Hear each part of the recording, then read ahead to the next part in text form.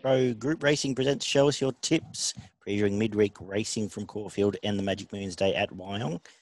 Flying solo day, Adrian here to have a look through some of predominantly the Caulfield card, given the Wyong meetings less than stellar, I'll say. But we'll kick off looking at Caulfield. First of all, we'll mention progroupracing.com.au, of course. Check them out for their extensive guides and free tips every day, so check them out. But let's get to Caulfield, where the rail's in the 14-metre mark. I'm leaning to on pace. It can get to the stage where outside fence comes into play at Caulfield with the rail out, but that's been, I guess, with more given the track, it's supposed to be fine weather there, my understanding is. So leaning towards it being on pace or close enough. Will be the place to be tomorrow as we kick off the day with what I hope is a winner in the 1440-metre maiden. Ord, we spoke about a couple of weeks back. Reasonable form lines came through. Now has come through that Sandown race where it beat the rest of the field pretty convincingly. Just missed in a bob behind a debutant Rare Hair. Weaker race here. It does go from Nash to Jai McNeil, but no loss there. Jai McNeil's had a stellar spring, and I think we can kick off around the even money mark with Ord at the 1400 suits as well. So I think that's the place to start in this race. Hopefully we're away with a winner in the first, in number 7, Ord. We get to the second, which is a 1200-metre maiden. Interesting affair. Couple of odds that are here to run well. The unknown down the bottom, Vilified and Northern Rain from two strongest stables, especially we've spoken about before. I've spoken with Beaver before that now Matt DeCock is over here with Robbie Griffiths. I think they're a hot stable at the moment, and they've always been a summer stable, really coming into form, as we'll talk about with a couple of horses later in this card. But so unknown with Northern Rain and Vilified. Johnny Angel was quite brave at the bull on pace. I thought stuck on quite well to run third there, but the horse that gets the perfect run here, and no surprise though that it's just over even money, but number 9, Real Gun, gets the perfect run, count just behind the 2 leaders in Glorious Express, and Johnny Angel should peel out at the top of the straight and be very hard to beat. So that's, again, where I'm starting there. Number 9 in race 2, Real Gun. The third is a 1200-metre class 1. Interesting clash. We see Winsome for Kenny Keys, who was returned dominantly with a nice win. Looks like a big brute of a horse and was quite impressive, winning at Cranbourne on resumption. Did debut in the Blue Diamond Prelude, mixing it up with the likes of Tangaloa, Glenfiddich, obviously Hanseatic and Rulership, so obviously they're all fair horses. Nice return. Gate 2 probably sits closer and could potentially be a summer horse that we can follow right the way through. We'll head to Saturday from here. The fly in the ointment for it, though, is the interesting one down the bottom for the Buston Young team, Impecunious, who only warmed up late on debut over in New Zealand. It's come here from New Zealand. It was very nice finishing over 800 metres, then just bolted in the wet. Don't quite know what to make of that form, but have to respect both the market and it, which is the reason I can't really stamp Winsome. But I think they're the two. I think they're clearly the two. Platini probably gets a perfect run on the map if you're looking for something away from them. But I think I'm banking on Winsome being a nice horse, and hopefully we might be 3 from 3 with the shorties early on at the day, which we may need heading into race 4, benchmark 64 for the girls. I'm giving Checkerboard one more chance here. I've spooked it away for the prep. If you've been subscribing to Show Us Your Tips and Pro Racing on both YouTube, Spotify, iTunes, and everywhere you can find your podcasts, I've been stumping up a case for Checkerboard. Was given windburn by Arabian Hussey last start at Sandown, but the Hussey's now going to the Magic Moons Carnival and has a spruik on it. So saying that form's okay. It did sit outside lead on that occasion, battled on quite well. Meets a couple in this race that it had the tougher run then and couldn't run it down. So I'm saying Checkerboard now with control, gets the conditions to suit, and final chance for me for Checkerboard. Who have we got on board here? And Lockie Nindoff riding, no issues there. In a race of not many chases, the one that we'll be chasing is Tarantello. I think the mare's going quite well. It'll win one of these races eventually if it's not tomorrow. But Checkerboard, last chance. And I guess that's my thoughts on that race there. Race 5, the mile for the 64 Raiders. And we see another spruik horse, which might be the story today. Caribou coming through here. Surprise Baby Sister didn't start favourite on debut, but was quite tough through the line. Ran away from its opposition there. I think it's better than 64 grade. I think it probably gets the job done here, gets the right run. Gate 7, probably close enough, if good enough, can find a spot either outside lead or in the running line. Maybe unders given the spruik, but I think we'll be too good here. Prism gets control of the race. If it is a hot on-pace bias, that'll be the way I'd be playing away from the favourite. But I think a horse on going somewhere in summer, and Caribou should keep the run rolling for us in race 5. Race 6, benchmark 70, good race of the day. Over the 2,000 metres, some up-and-going horses here in form.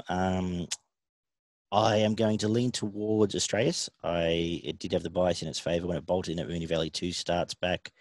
Times Air stood up. It then went to Pakenham on the Saturday and was quite strong, chasing, just getting pepped by Serengeti. I thought it was brave there. Did have to cover a little bit of ground, didn't have its own way. And as I make sure we're still recording, yep. And I thought it was very brave just getting nosed out by Serengeti, who we were lucky enough to find on that occasion. So he gets a better setup, rail back in its favour. Is a bit of pace. I'm thinking probably just lands on Lord Boozeron's back. But I think it's a horse to beat. From there, Humble Pies are going really well. Gate 3 won't be too far away. Playoffs has returned in nice order. They're all drawn in. And I think they will be the ones to just get over Lord Boozeron weight. But Australia's on top, number 4 in race 6. Race 7 is another 64. No idea. Not much I can really shed light on here. Tough race. Campese was strong, very good first up. Maybe he's dropped off a little bit then. If I had to play, and I know it's a quaddy leg, so they'll be throwing a few of these in. Resuming Cabino, number 6, coming off coming off a run behind Walking from Flying 6 months ago at Flemington. Before that, quite honest around some reasonably talented horses. And I always have something on some of the Paul Chow stable. Big fan of them. And can run well. Jazz Star, around $14 for Damien Lane. Got caught wide first up in a race where King Magnus got up the fence from gate 1. Before that was tangling with Territory Titan over in Adelaide and Quality Approach at Moonee Valley, which is reasonable enough form, but a race that I will be watching more than playing in, beyond maybe a small each-way bet on both of those. Bit more confidence in the last, where I think we see the backup horse very hard to beat. Wishful Thinking, number 2 here for Andrew Noblet. Will Price rode it beautifully last week at Sandown. Did have the bias in its favour. He took no prisoners. I love it when leaders don't go too slow. He just put it straight on place, put everything out of play, and was very good. 7-day backup tick.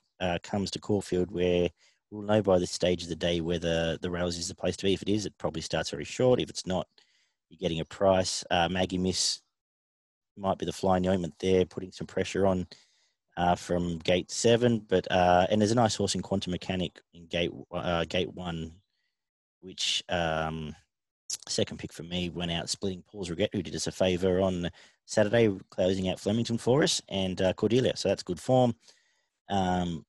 Lady Dora down the bottom, as I mentioned, Stable's Flying, very big win at Sandown a couple of weeks back. But for me, I'm thinking Wishful Thinking, if the rails is still the place to be, we'll be winning the last. To wrap up what I'm hoping is a reasonable punting day, midweek racing at Caulfield. So in my summaries of Caulfield, we've got my best will be Ord. We'll kick off in the first race, hopefully around even money. But some of those shorties in the first 4, I'll be playing through a Yankee, putting up a couple of combos of them, and hopefully have the job done well before close. Best value, I'll make a Jazz Star, as I've discussed, from the Chow stable. Maybe I've just got a soft spot for those colours. Let's get to the quaddie. 4, 5, 9 kicks us off at Caulfield into 2, 3, 4, 6, into 3, 4, 8, and 9. Home with 2, 4, 5, 9, and 10. $50 gets you about 17% of that quaddie. As I mentioned, it is, let's just give a quick plug, though, to progretracing.com.au once more.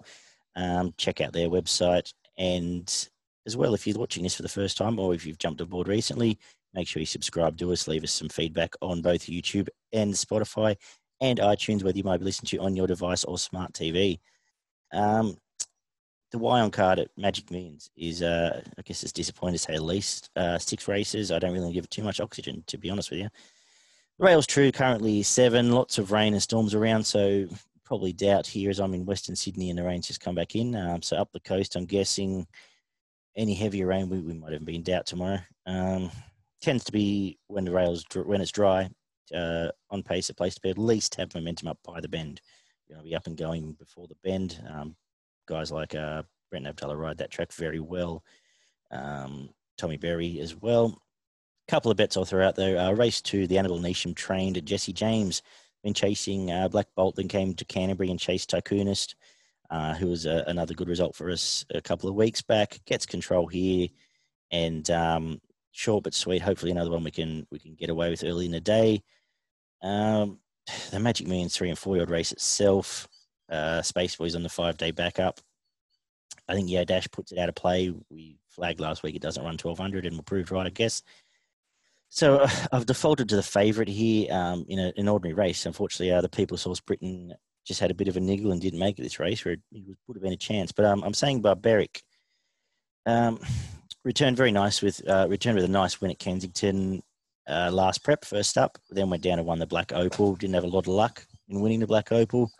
I know Sells Bill had probably less luck running third, but nice enough win. Then has trialled, returned, shown some pretty good form. Jumped, led, won a trial quite easily, and I think probably put some more money in the bank at the Snowdens tomorrow. The 2-year-old race, I haven't filtered through all the trials yet, so I'll have a closer look at that. Might post something on social media tonight, but not a lot. A Spiritual Witness, the Waterhouse horse, looked like a nice enough mover, but I don't have a strong opinion there either way. So I guess that's just a quick look at midweek racing at both Wyong and Caulfield. Hopefully a winner or two in there for everyone listening. And we'll be back, or I'll be back with the Beaver on Friday as we have a quick look at, well, not a quick look, an extensive look back at Royal Randwick and at Flemington. So back at double headquarters again this weekend. Until then, good luck tomorrow, guys, and we will see you Friday.